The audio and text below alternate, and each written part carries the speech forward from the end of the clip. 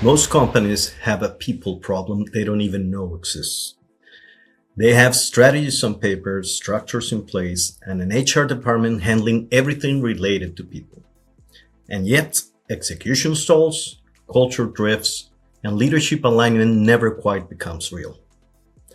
The reason is almost always the same. Leadership has been delegated to the wrong people. Hi, I'm Javier Castillo, co-founder and managing partner for the Morphy Group. For over 25 years, I have worked alongside CEOs and executive teams across Latin America, the United States, and Europe, helping organizations close the gap between when they want to go and how they actually operate.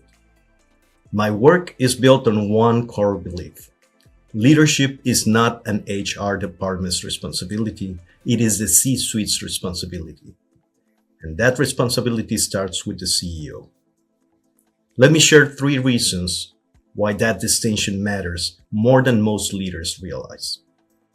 Point 1. People performance is a strategic issue. It's not an administrative one. When a CEO sees culture or engagement as an HR responsibility, they have already handed off one of their most critical responsibilities. Managing people, developing leaders, engaging your teams. These are not support functions. They are the engine behind every business result. The moment leadership is treated as a department's job, you lose the strategic leverage that only the CEO can provide. Point 2. Most leadership problems are hidden. The gaps that stall a company rarely show up on a balance sheet. They live in how your executive team communicates, how decisions get made, and where accountability quietly breaks down. These invisible misalignments between strategy, leadership, and culture are what create friction at every level. And they don't get fixed with a training program.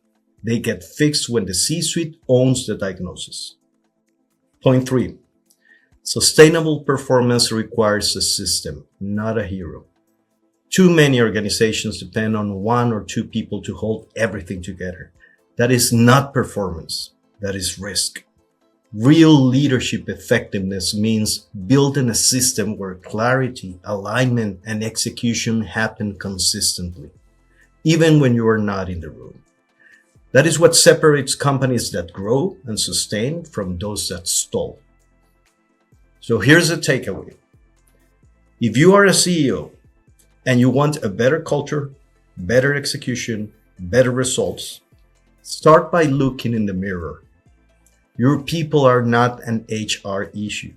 They are your responsibility. And when you lead that way, everything else starts to move.